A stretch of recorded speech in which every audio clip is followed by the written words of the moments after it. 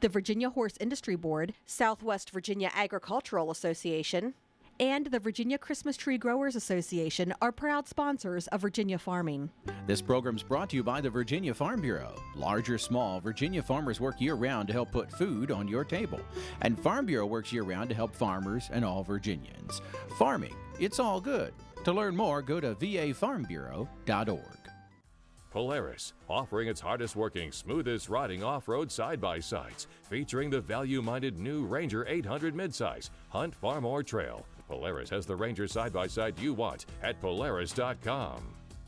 Brought to you by Farm Family, Life, Auto, Business, Farm. Steve Morse, fruit grower, distiller, entrepreneur. Another personal story on farmfamilypeople.com. Farm Family, the people you know. Hi everybody, welcome to Virginia Farming. I'm Amy Rocher. Large animal veterinarians are becoming fewer and fewer. We'll find out why when animal science major at Kansas State University, Chase Miller, joins us on Ag Insights. Then we'll talk about ornamental grasses when we join Mark Viette in the garden. Plus we'll have the Ag Calendar and a Minute in the Field video. All this plus the Ag News of the Week on this edition of Virginia Farming.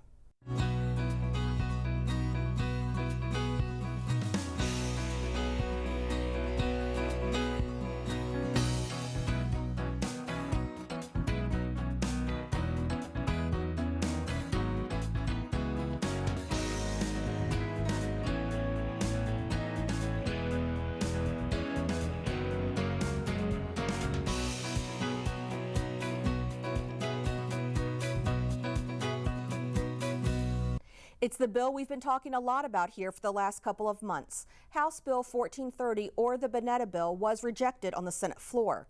The bill passed the House committee, but a vote 11-4 against it in one Senate committee was enough to end its chances of passage in this year's legislative session.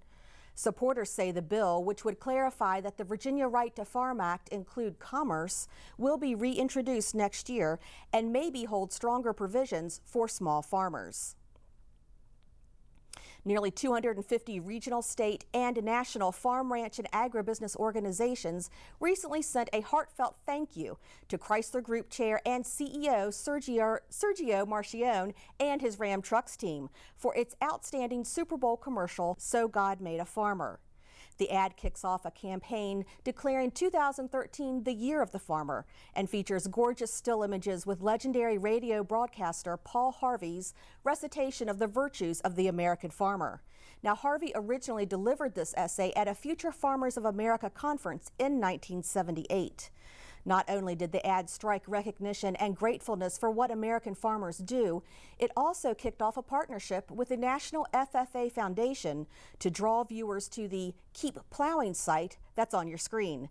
Now, for every view, download, or share of the 2-minute spot, Ram Trucks will make a donation to the FFA Foundation's Feeding the World Starting at Home hunger program. In addition to the advertisement being the third most popular Super Bowl commercial, it has already received over 6 million online views. Now, you can also view the ad on our Virginia Farming Facebook page. Well, a USDA researcher is working to develop year-round domestic strawberries. The USDA's Bob Ellison has more. Domestic strawberries are considered a summertime fruit, but U.S. Department of Agriculture researcher Kim Lewers would like to have them around all year. Lewers is an Agricultural Research Service geneticist in Beltsville, Maryland, where she has designed a way to grow strawberries in low tunnels, basically little greenhouses. She's been able to add 2 more strawberry growing seasons in her test plot. We've got the April season, we've got the regular May-June season, and then we've got a July season. So we've tripled or more the times of the year that people in Maryland can eat locally grown strawberries. Lewers' research is focused on East Coast growing conditions and weather. She says the low tunnels basically keep the plants cool and dry in the summer and warm in the winter, and that leads to good, healthy fruit. Not only are we getting lots of beautiful fruit, but they're staying disease-free longer after they're harvested. Lewers developed the production system to help her breeding program. Without the new production system, she says she would not be able to breed locally adapted varieties that fruit for months instead of weeks in Maryland. But local growers can use the system now using California-bred varieties that normally could not survive the heat of a Maryland summer. Year-round production would be great news for growers of this lucrative crop. They are perhaps the most valuable crop per acre that you can grow. Their value per acre is around $39,000. Luer says she is aiming for year-round locally grown strawberries up and down the East Coast. Florida, Georgia, North Carolina, up the Mid-Atlantic, up into the Northeast, and that really will ensure that we have a year-long strawberry crop. That's my hope. For the U.S. Department of Agriculture, I'm Bob Ellison. Thank you, Bob. If you can grow it or sell it, you can track it on your mobile phone. That's the word from C.J. Isbell, a third-generation farmer and co-owner of Keene Bell Farm in western Hanover County. After resisting anything but a simple cell phone for years, he's now an enthusiastic user of mobile farming applications on his iPhone. He says he can measure field sizes using an app, so if he needs to change what he's planting or where he's grazing, he can see how much acreage he's dealing with. Isbell said he can check price reports for cattle and commodities, locate the closest elevators for buying grain, and see livestock auctions. He even uses apps to locate equipment and bid on it in an auction setting. Now, Isbell's family farm used to be a large grain operation. It's now a beef, pork, and poultry farm. He wants to expand his crop production to provide feed for the livestock, and mobile apps have helped. He said a lot of farmers are starting to see the benefits of using apps for marketing grain, ease of record keeping, and veterinary care records. Phone apps are helping farmers be more efficient, more data-driven, and more real-time. Some equipment companies are even developing mobile technology that allows an engine to broadcast its problems so that operators can be more proactive in preventing expensive breakdowns. Well, lean protein meats like chicken and turkey has increased in popularity over the past decade. The industry has seen growth nationwide thanks to a start right here in the Shenandoah Valley. George Lilly has more. The U.S. Poultry and Egg Association recently found the annual economic impact of the nation's poultry industry to be more than $8 billion. And Virginia's share of that is huge, more than $1 billion. Mike Weaver with the Poultry Growers Association of the Virginias says modern production practices have come a long way since the industry's early roots in the Shenandoah Valley.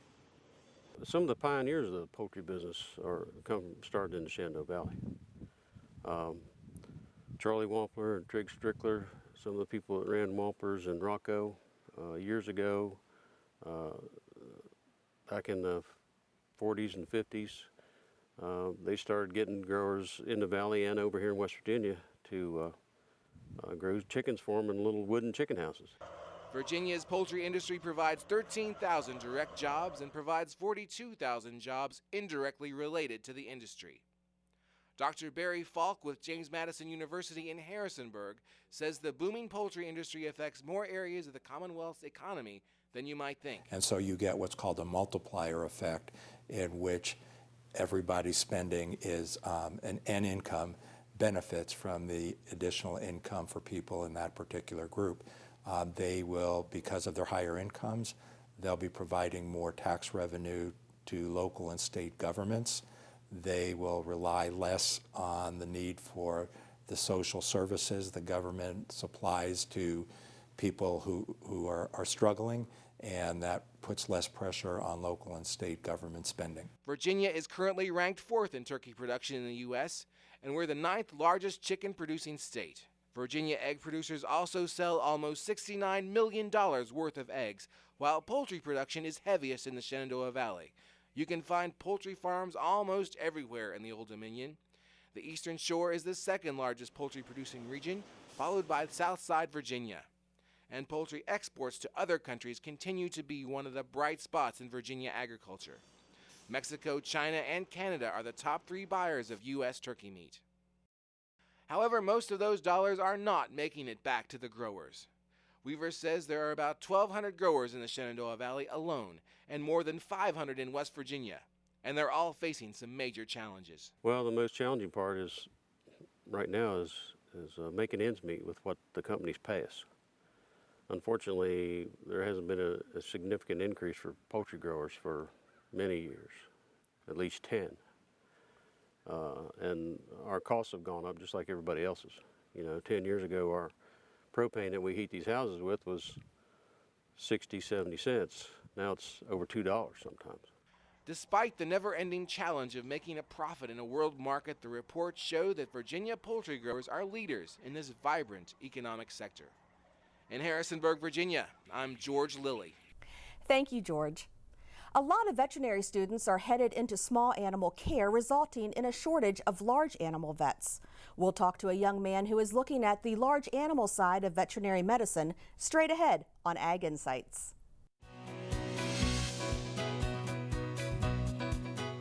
Large animal veterinarians represent one of the most sought-after sectors in veterinary medicine, as we've seen the number of vets that treat large animals decrease dramatically. Today, I'm joined by Chase Miller, who's studying animal science at Kansas State University. Chase, welcome to Virginia Farming. Thanks for having me. Give us a little bit of background about yourself. You grew up in Rockingham County? I sure did. I'm a 19-year-old. I was raised on a beef and poultry farm about 5 miles west of Harrisonburg. Still live and work there today, and I was involved with 4-H and FFA in the past, and basically any agricultural organization I could get a part of. So what made you choose Kansas State over any other school in the nation? Well, I kind of lucked out. I randomly, it kind of hit me as I was really getting involved in the Angus industry the past 2 or 3 years.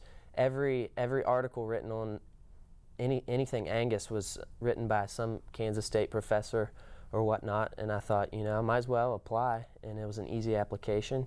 And I got in, and then was later informed that I was accepted into their early admittance program for their vet school, which is something I really wanted, and that was kind of icing on the cake. Well, then what made you decide to go the large animal route for veterinary medicine? It's been kind of a culmination of all my life events that have kind of led me to that point, and definitely being involved heavily with our Angus and beef on our farm. My whole life giving shots and helping pull calves and all that, and having a horse and sheep and pigs and anything you could imagine. The food animal vet was definitely the path for me, and the past couple years it's become pretty evident. Okay. You mentioned food animal vet. Share with me some statistics that you have seen among your peers in college, the numbers who are going with the larger food animal vets as opposed to small pet veterinary medicine. Well, I did a little research last night and I found that in the United States there are about 1,155 food animal only vets, and compare that with 43,000 small animal only vets. It's a pretty big difference in the number of people that are willing to get out there and work with large animals. It's a little bit better at Kansas State. It's more of a agricultural oriented program that they run, and within my early admit program, out of 24 students, I was one of 6 that have an interest in large animal vet work, so it's about 25%. I was the only male out of that group also that was interested in large animal. Why do you think that number is so lopsided? There are many reasons. For one, if you work in small animal, you don't have as many on-call nights, going out to a dairy at 2 in the morning. Also, you don't have the chance of really getting kicked by a big cow or some of those physical things that take a toll on your body. And it's a little bit nicer, I guess, for some people to be in an office working, having the animals come to you instead of having to go up to 2 hours away to work on an animal. Right. That's a lot to think about. But when you think about those numbers, you think about the dogs and cats that people take to their vet. Mm-hmm. But then you think about, especially on larger farms, the herds mm-hmm. of large cattle, of horses, sheep, pigs. It just seems like there's going to be quite a need for large animal vets. There's an extensive need for large animal vets, and I believe that the United States is actually in a vet-deprived state with the food animal industry, and they're taking any people they can get out of vet school and trying to put them somehow into large animal, and they're just not getting the numbers to turn out like they'd hoped for.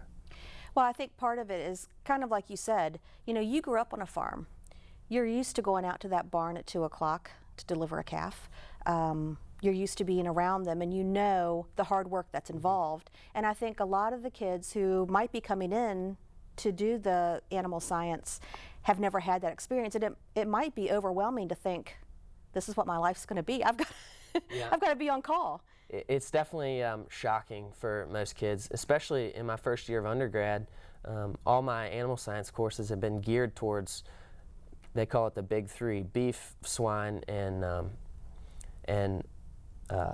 sheep. And so, you know, for those kids that come out of the city and they've never been exposed to this, it's a big shock to them, and kind of getting that hands-on effect with an animal that could essentially kill you if they affected you wrong. It shocks those kids and kind of makes them think twice, I guess. Right. You have completed your first year in your undergrad. What's been your biggest challenge this year? Definitely time management.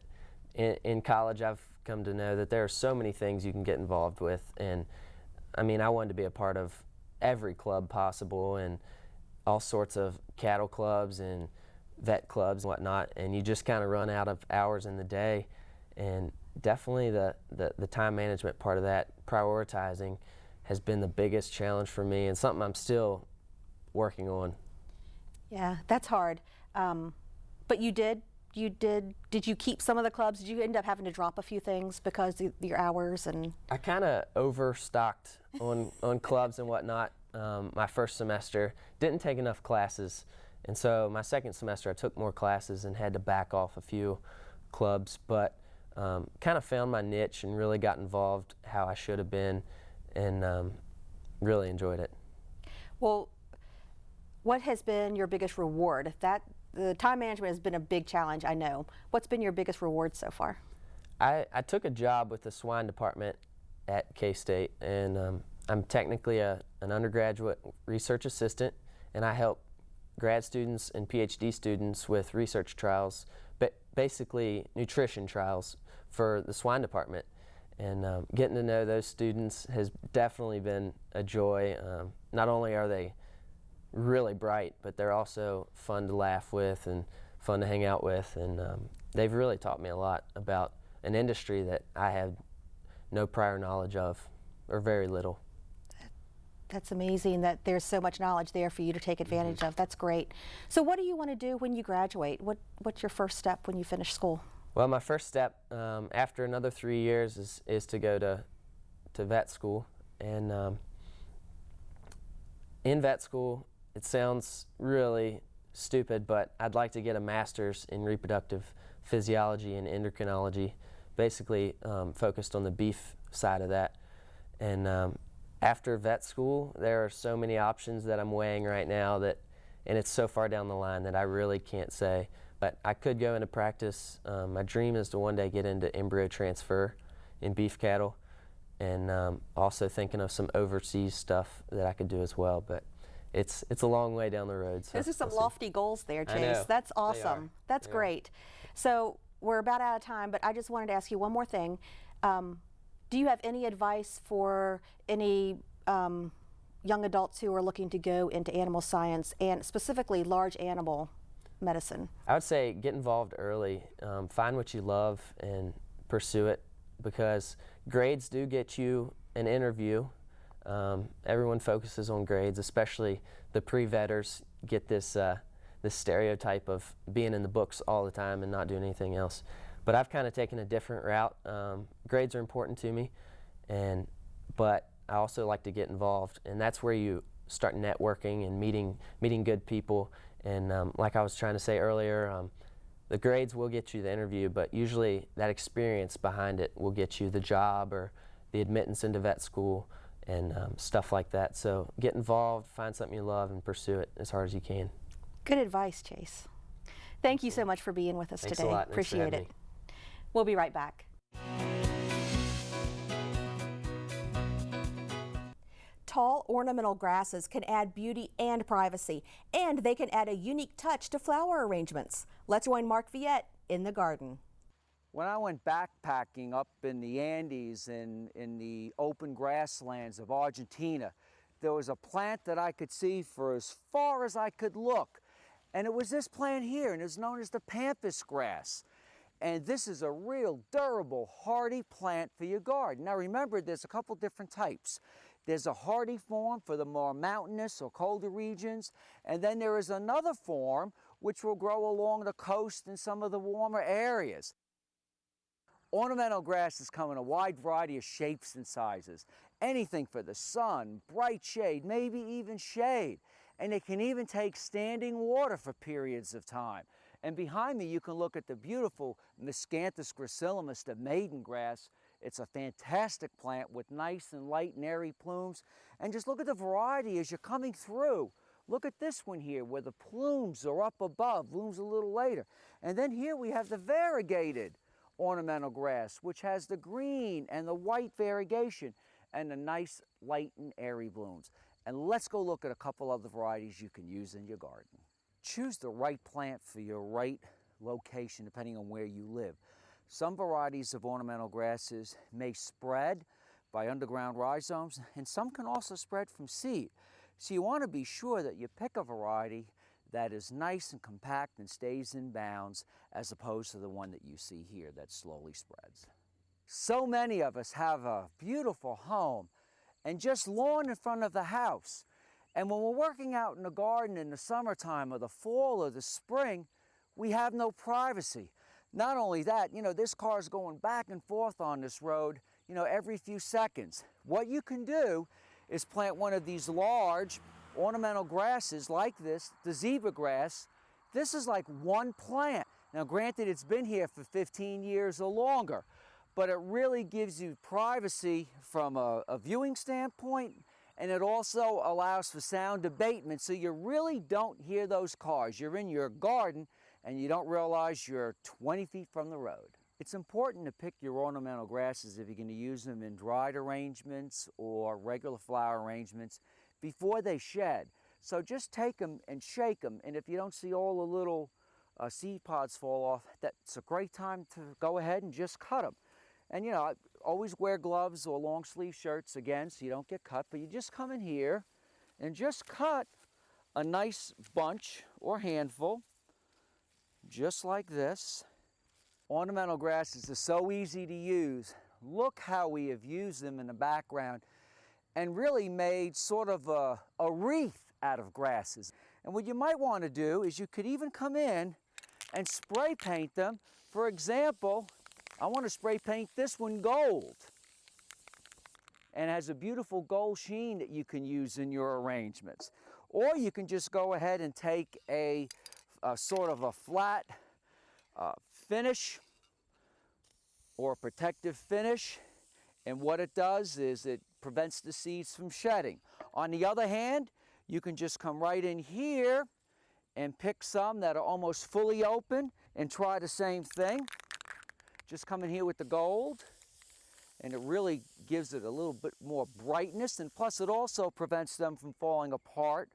Or you can go ahead and use the finish that will come right in here and sort of give you that glistening look. I'm Mark Viette. Join me next time in the garden. Taking a look at our ag calendar, the 15th Mid-Atlantic Junior Angus Classic will be held March 8th through 10th at the Rockingham County Fairgrounds. Now for more information, please visit angus.org. The Highland Maple Festival will be held March 9th through 10th and March 16th through 17th in Monterey. Celebrate the tradition of maple syrup making and tour sugar camps. There will be pancake breakfasts, maple donuts, locally harvested trout dinners, antiques, arts and crafts, bluegrass music, and clogging demonstrations. For more information, visit highlandcounty.org. Well, that does it for our show. Have a great week, everyone. I'm Amy Rocher for Virginia Farming.